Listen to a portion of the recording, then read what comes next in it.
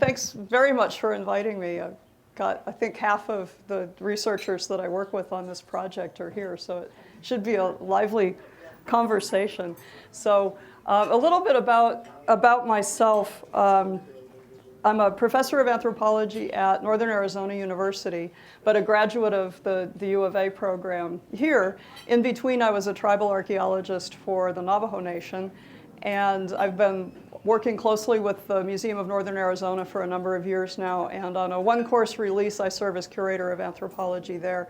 So I'm mostly going to be talking about MNA's projects around bringing together art, archaeology, and contemporary Hopi arts, and people and culture. And I want to talk about the history of this flower world concept, just in terms of what I've been working on personally, and there's others who have been working on it who will chime in.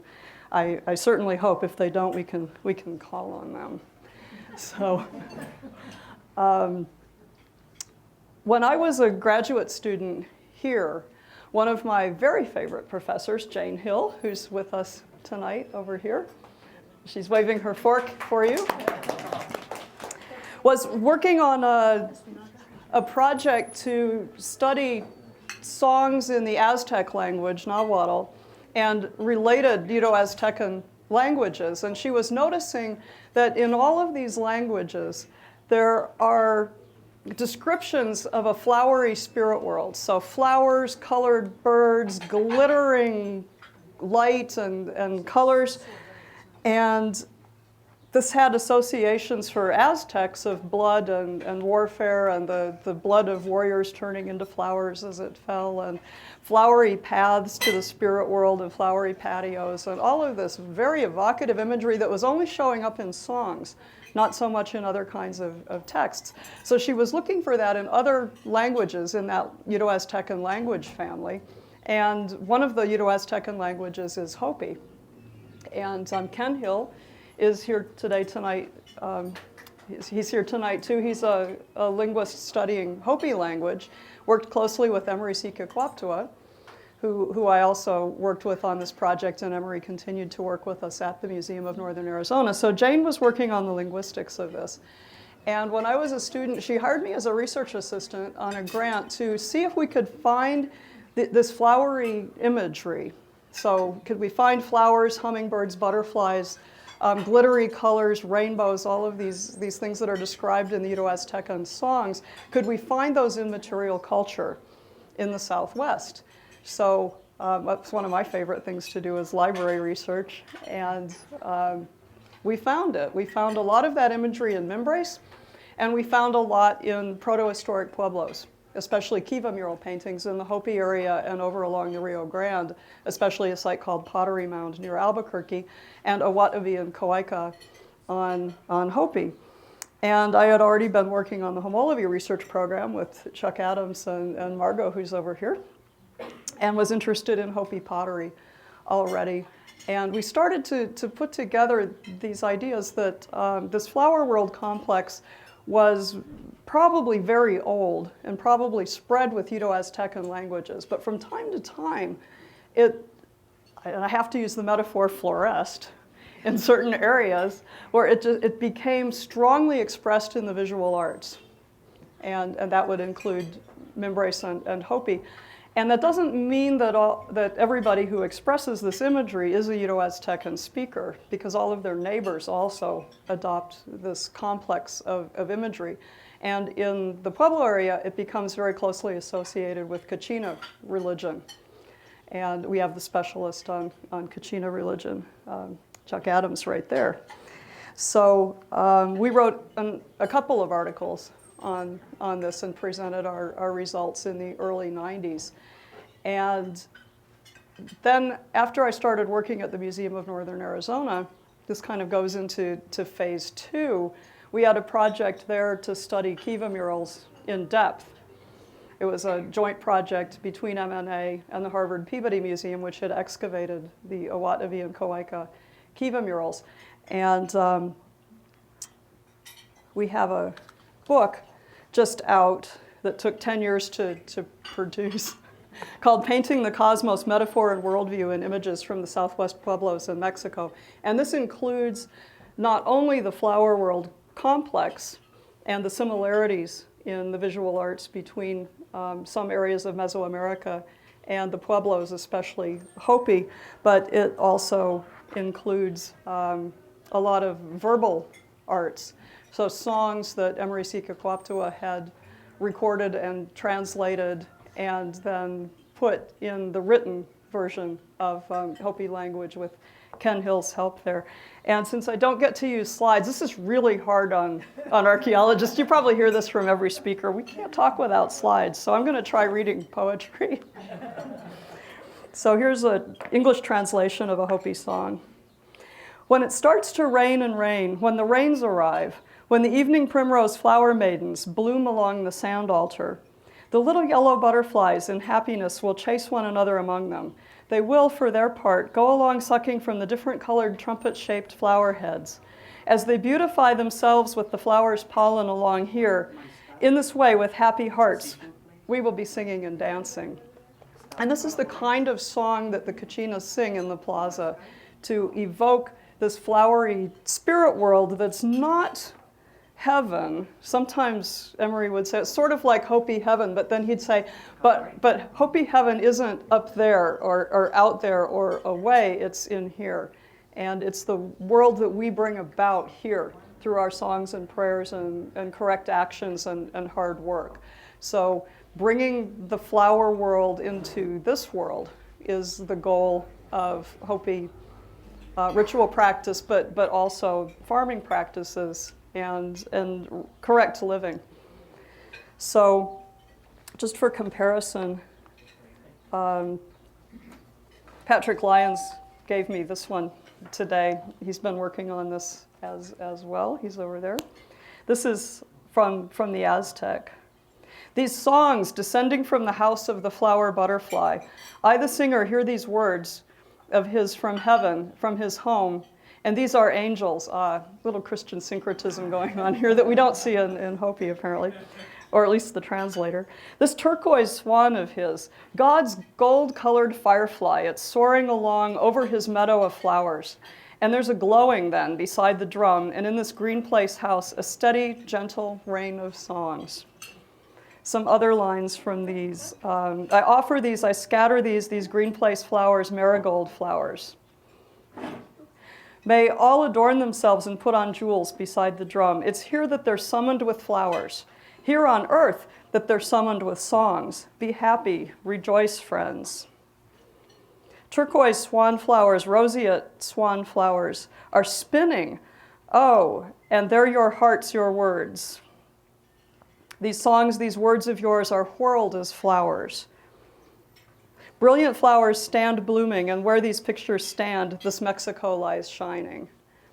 And there's so many parallels here. And we could go into, which Dorothy Washburn and Emery-Sika-Kwaptua do in their article in this book, line by line, what those metaphors are telling us. But some of the patterns that we see in these songs are a lot of references to motion and to bringing things up and bringing things in, and the singer referencing song, so the act of singing.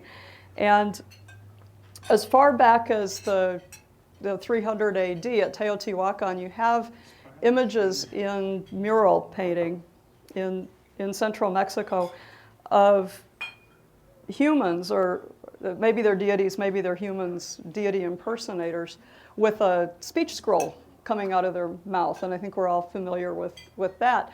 But sometimes those scrolls have flowers appended to them. And Jane's hypothesis was that this is a visual representation of song because of this imagery going with song specifically. So we did find a lot of this imagery in not only contemporary Pueblo ritual practice, especially Hopi, like the flute society's use of sunflowers to line the pathways that the flute priests walk, and the adornments of the Kachinas themselves. But we found these images in the Kiva murals, and sometimes they're pretty schematic. So some of the Kiva murals, you'll have just a circle with a dot. And we think these are probably flowers. And if you've seen Casas Grandes pottery, Ramos Polychrome, as Gloria Fenner has over there, these are often adorning the bodies of serpents, these dotted circles. And so one of the ideas that I certainly can't prove, but it seems to me that these represent flowers all the way down into Oaxaca, really, into central and even southern Mexico. And in the Kiva murals, we'll have these in sort of grammatical placement. The way these are placed on what Emery identified as the earth altar, the baseband of a mural. We'll sometimes have these and sometimes have things that look more clearly like flowers with rays. Sometimes they'll be crossed like this. And the way Emery described this from a Hopi point of view is that you don't draw biologically correct flowers in that concept. What you're doing is showing a conflation of the seed and the flower. And this is the germ of the flower, or the life spark within the seed or the flower.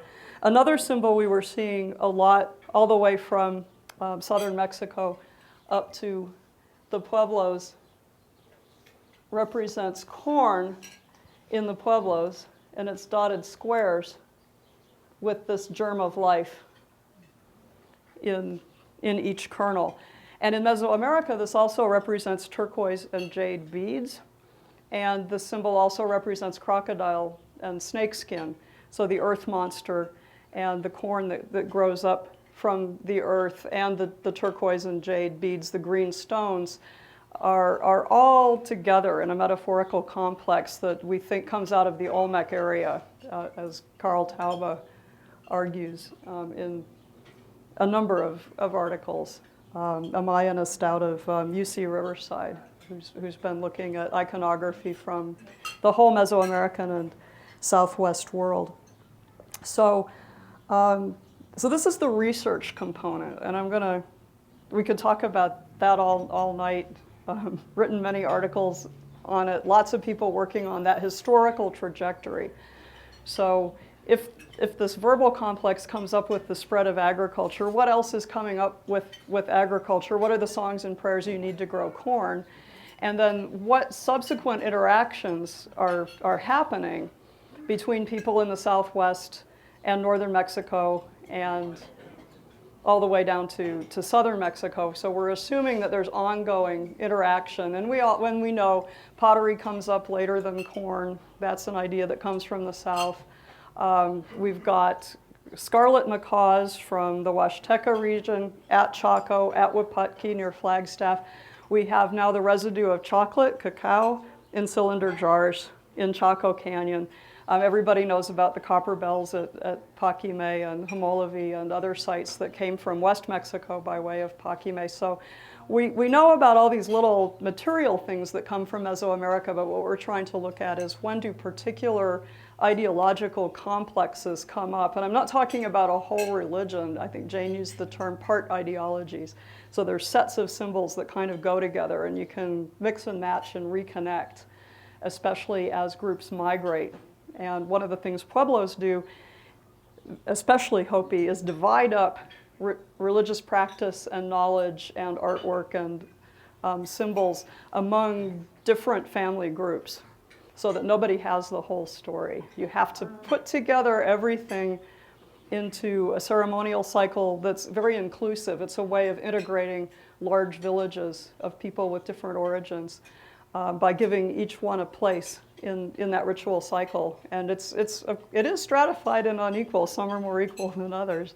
Some are very powerful individuals, especially in the Carrizan Pueblos that may be more directly descendants of the Chaco area. So we've got a lot more research to do with all of these topics, and there's more for everybody to do than we have people doing it. So I encourage students to do this kind of work. The next couple things I'm going to say is where I get in trouble with scientists, and students are telling me that they're being told you can't do that, and you can't look at religion and symbols archaeologically. And what I'm starting to talk about now is more, what does this research mean to Hopi people today? What does it mean to their community today? Why is this important to do? How can we use this research in presenting Hopi history and Hopi arts and Hopi culture, and especially Hopi values, in a museum setting or in media settings? And some people say, well, then that's not archaeology, but I'm an applied archaeologist. I'm more interested in this point in relationships with communities than I am in getting the time-space grid exactly right. So I want to try to sit the fence and say science is really good. It's indispensable for finding out certain kinds of things, but it's not the only important thing. It's not the only thing you can do. It's not the only way of knowing. And in some cases, science has its methods, the best methods in the world for certain things, but in some cases, it's promoting, the people who practice science are promoting a worldview that's becoming a little bit dysfunctional. And as usual, the physicists are way out ahead of us. And I may be following their lead. So the next phase of this, as I mentioned, was M&A exhibit planning. We wanted to do a big exhibit on the Hopi world and hopefully travel it. And in doing the consultation with about 40 Hopi individuals, including a lot of artists and educators, we said, well, what is the best way to present Hopi? What is it that you want the world to know about your communities? And they said that we have this set of values that was given to us at the emergence into this world.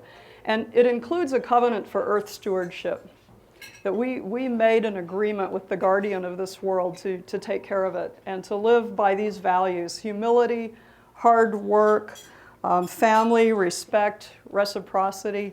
And we're trying to carry those forward in the world in the way we live, and that's what's being expressed in our art and in all of the things that you're studying. But we also want the world to know that we have challenges just like everybody else. We're losing the language, there's alcoholism, there's drug abuse on the reservation, there's poverty. We have all of these challenges just like other people do, and we're trying to live by our values, but work through these challenges that we all have. So Michael Caboti in particular was an artist that we worked with a lot. And Michael was very open about being a recovering alcoholic and was doing a lot of parallels between his 12-step program and Hopi values and Hopi clowning in particular.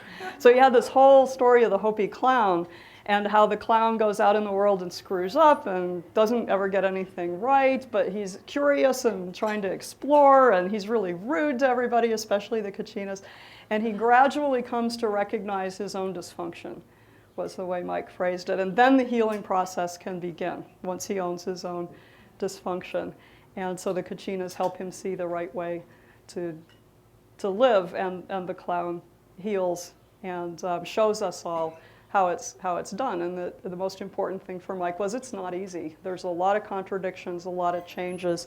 Nothing is ever staying the same. When you're talking about balance, Mike said it's not our mechanical idea of a balance where, okay, now it's stopped moving and this is the way it's going to be.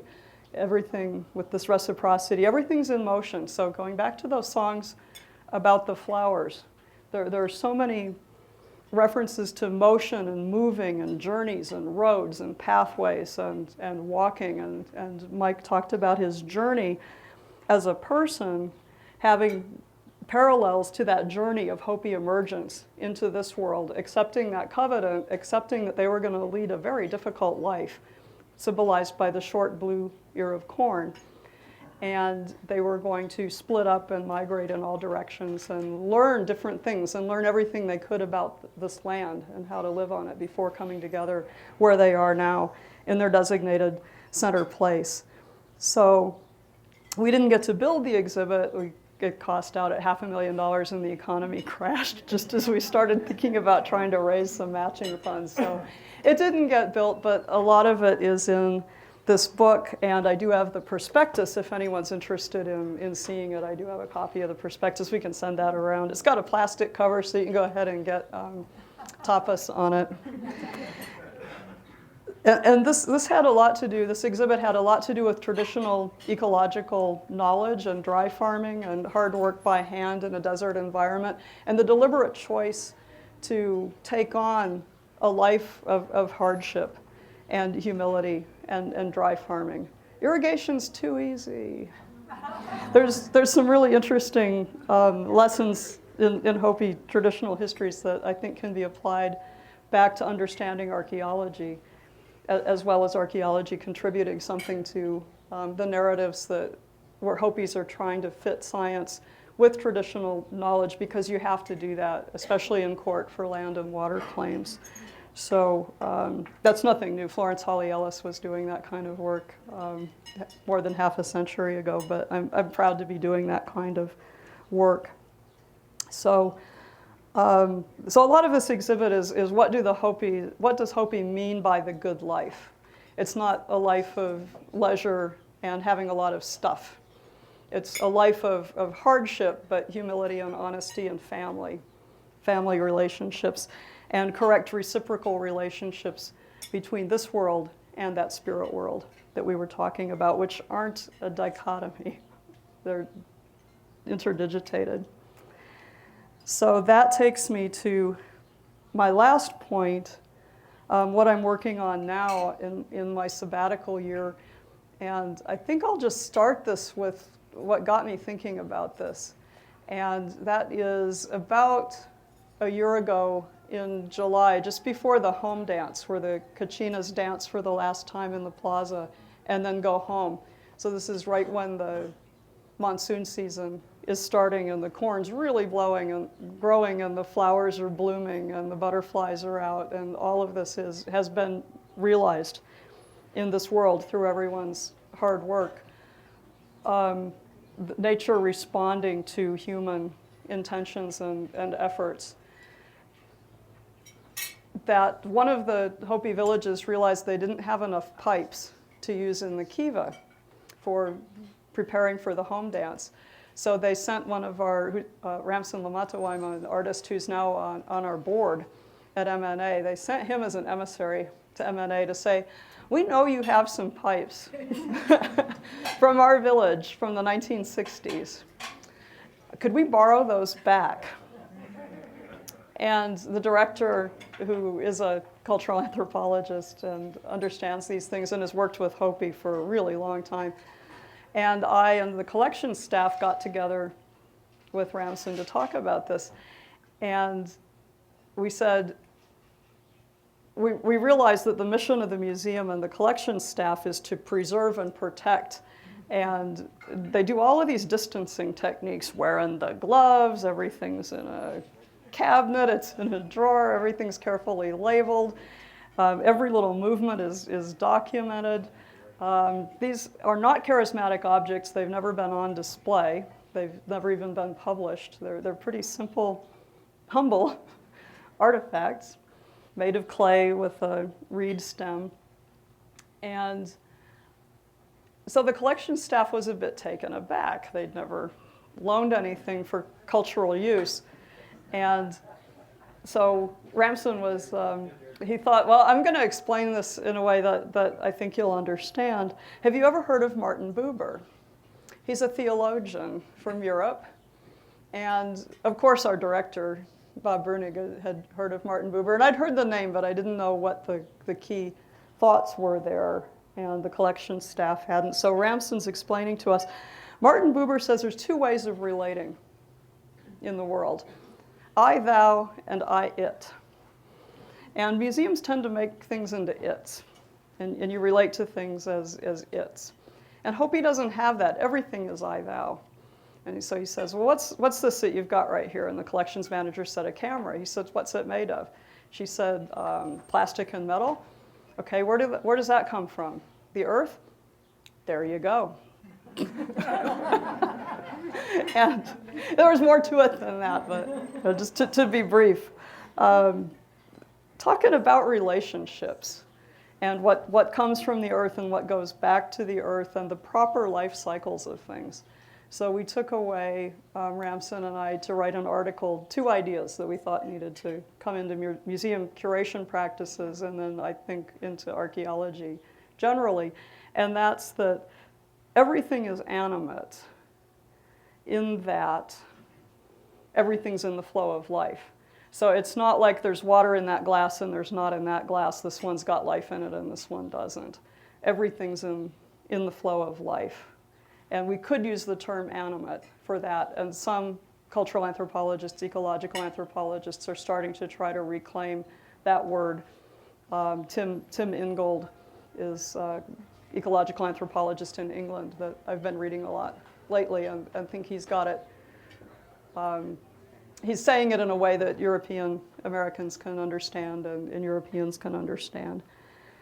And I think he's saying the same things that Ramsin was about landscape and about artifacts. And we don't have a good word, artifact, object. I'm using artifact because that implies a relationship with humans. But I want to animate that somehow. And then the second idea is that things have life cycles.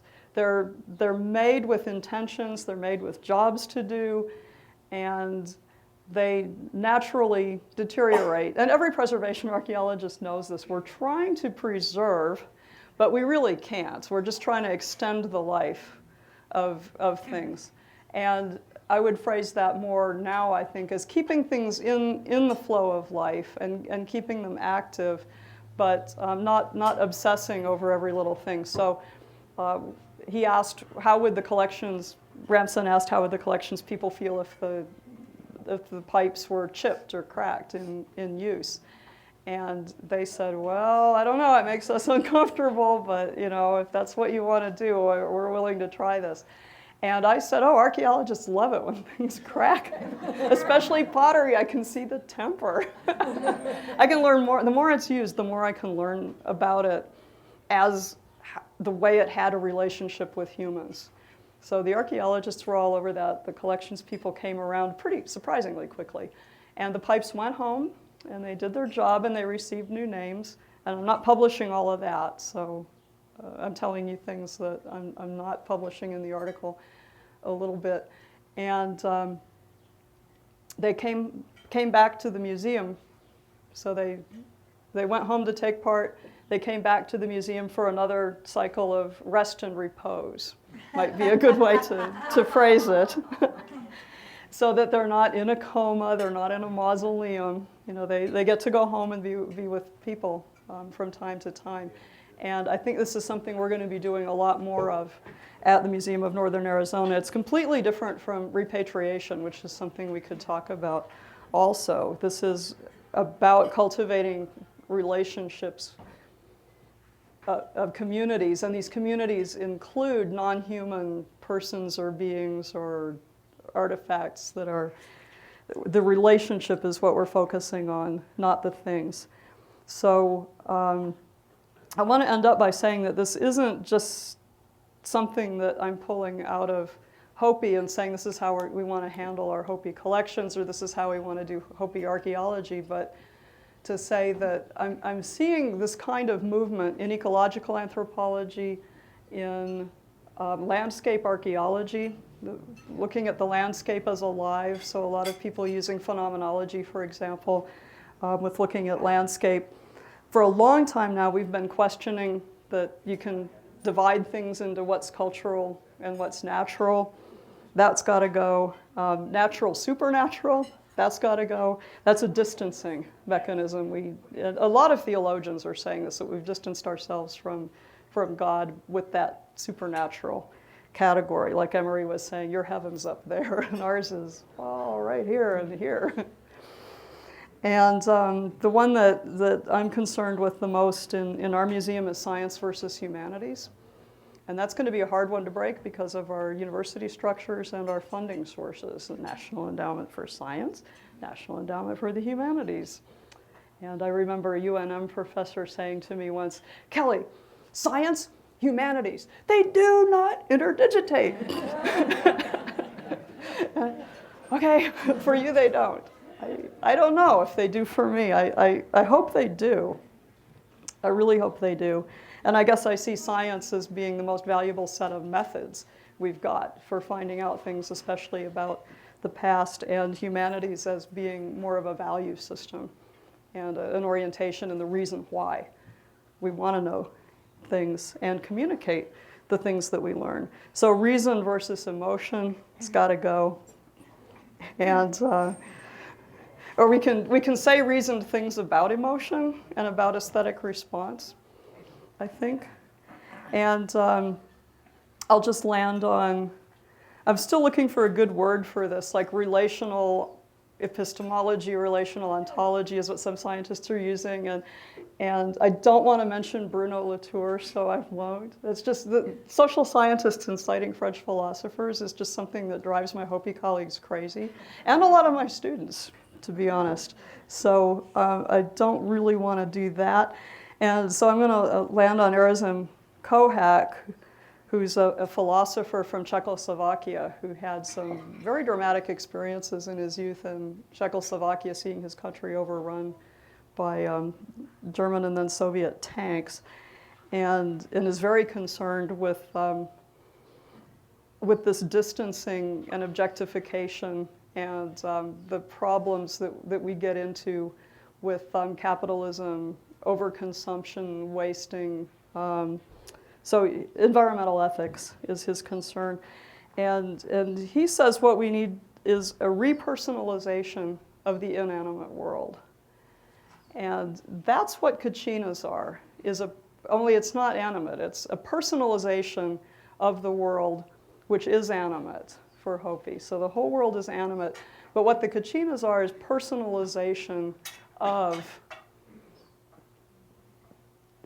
English doesn't have the word, forces of nature, the rain, the clouds, the ancestors, all of these things that are hard to understand as persons until you personalize them with these songs, these images, and the performances. And I'm not sure performance is really a good word either.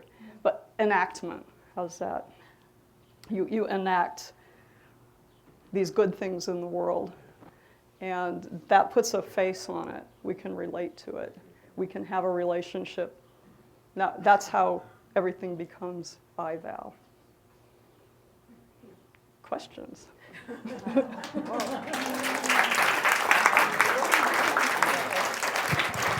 Okay.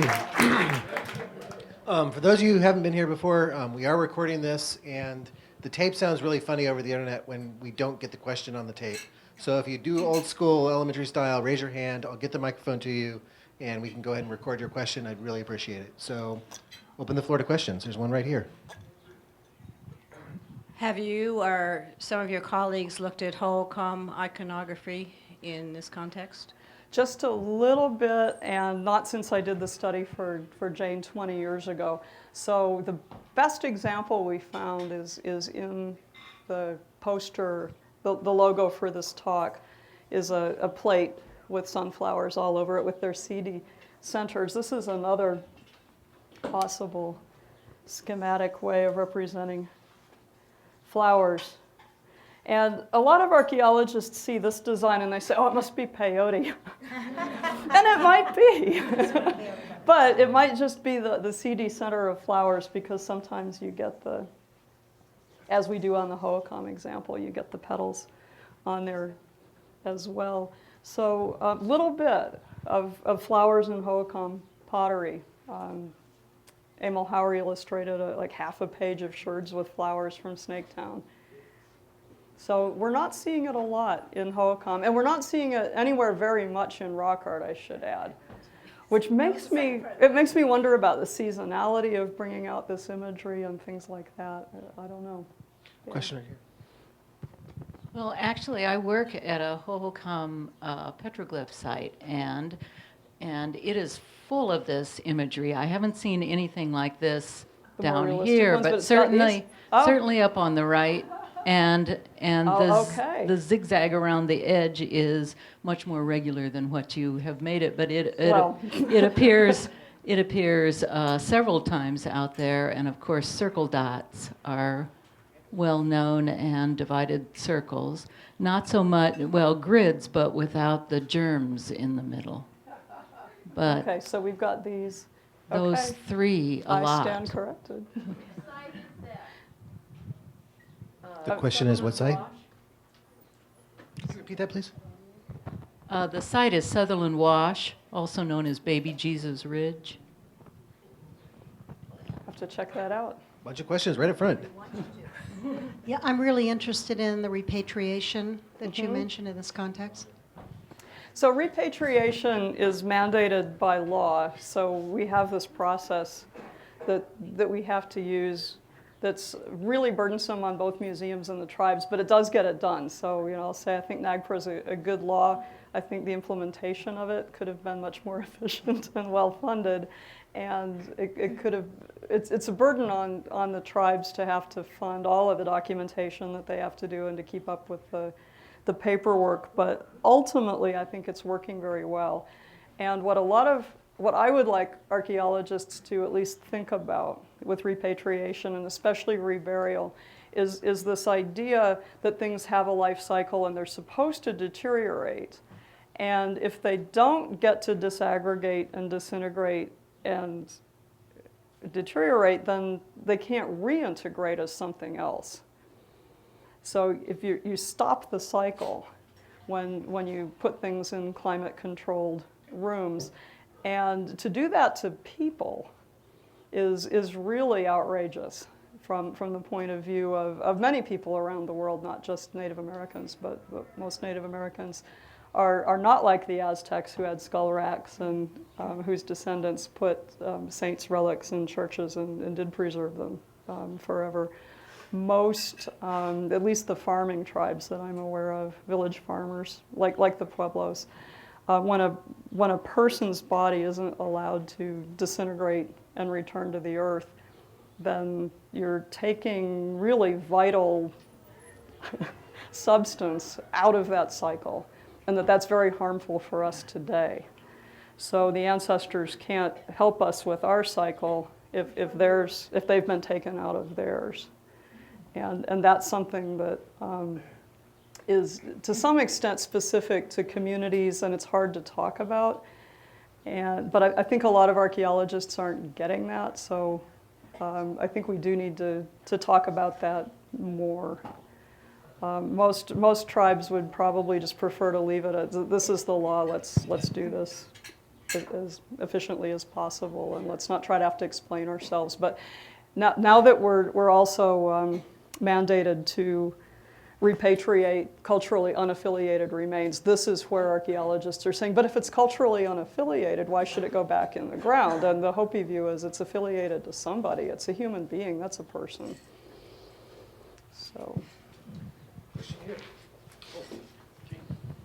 Hi, Kelly. Hi, Chuck. A couple of questions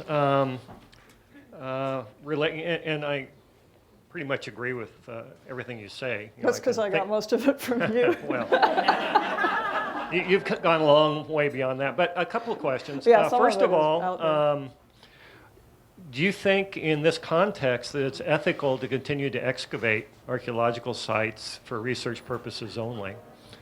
And secondly, if you do or whatever, how would you, if at all, change the way archaeologists excavate or engage with the material world while they're working in it? Is there a different way that we should think about it and look at it, maybe collect information? I haven't been consulting so much on excavation. I've so far been doing a little consultation on curation. Right. So I haven't thought about that as much as I know you have. And I'll use Homology as a great example. There's consultation with the tribes especially with Hopi, the affiliated tribe, from the get-go. So I think when archaeology can answer questions that Hopis have, they're more than willing to discuss it. And if I recall, the practice there is when human remains are encountered, record, be very respectful in your behavior, record, bring the tribal representatives down to have a look and do what they need to do that might involve some ritual activities, and then you rebury or cover up in situ. And when that helps answer questions that Hopis have about their history, their migrations, their land use, my experience and yours, I think, is they're all for it. But, and then of course, if something's going to be disturbed by a road, it's much better to have an archaeologist learn what you can, and respectfully rebury than to have bulldozers going through it. So, but I don't see Hopi saying, yeah, let's dig a cemetery and do a bunch of DNA analysis. But it's up to them, is my point of view. If they wanted to do that, then I think the museum would get behind that.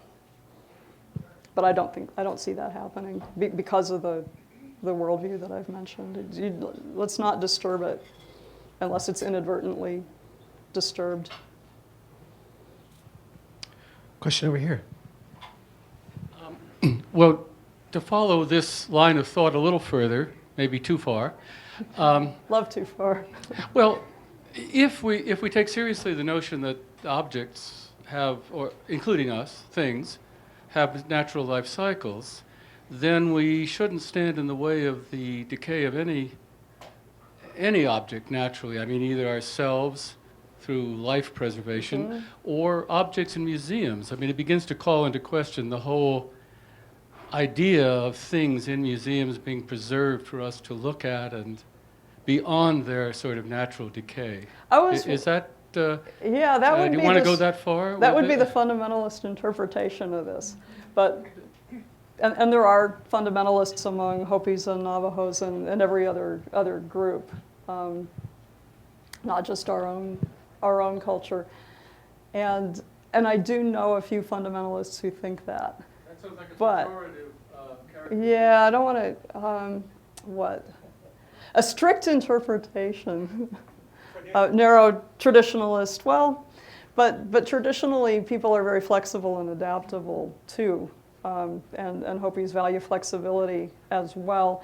And what I'm hearing is that what the Hopi Cultural Preservation Office's advisors and other Hopi consultants that I've worked with want is a seat at the table in the discussion. So there really is a lot of interest among artists especially in being able to come to the museum and see and handle baskets, pottery that their grandparents or great-grandparents made. And they're very interested in having their own work preserved there for their great-grandkids. So they see that sometimes something's in a museum because it has that job to do.